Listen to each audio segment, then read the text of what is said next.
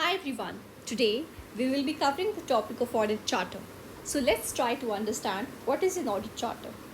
Audit Charter is basically a document that contains scope of the audit function, authority of the audit function, and responsibility of the audit function.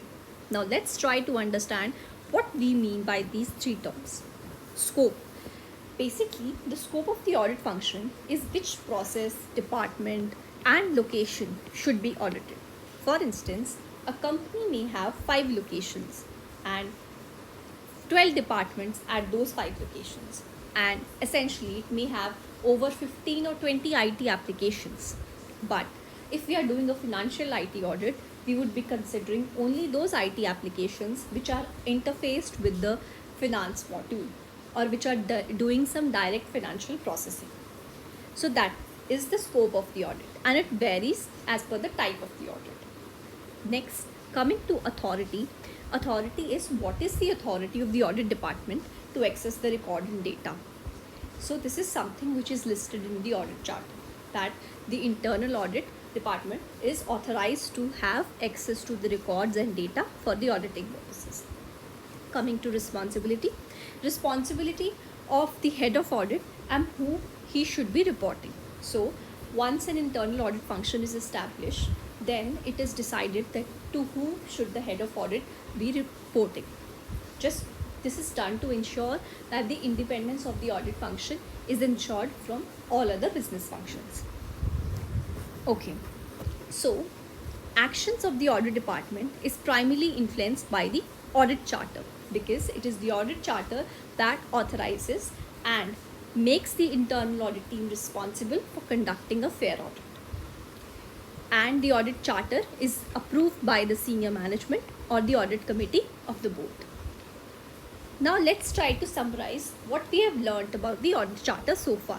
So audit charter should be approved by the senior management. It should be a written document and it should define the roles and responsibility of the audit function. Audit charter should not be dynamic in nature. That is, it should not be changed very frequently. It should not include details on routine audit activities like when is the audit going to start, when it is going to end, what would be the people involved, what would be the budget, the travel fees, etc. All these details are not mentioned in the audit charter.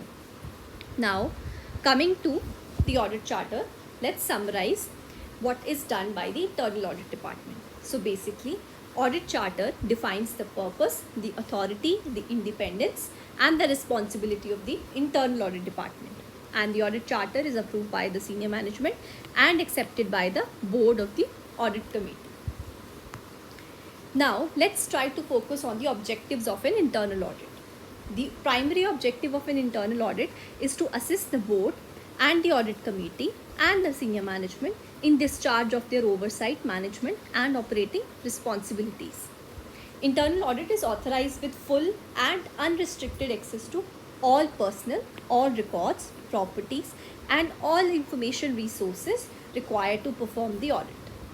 Internal audit is free to appraise all plans, policies, procedures, and activities, and this authorization comes from the audit charter. Internal audit can also obtain assistance of specialists or any other professionals when considered as necessary from within or outside the organization if that helps in their auditing purposes. Thank you so much.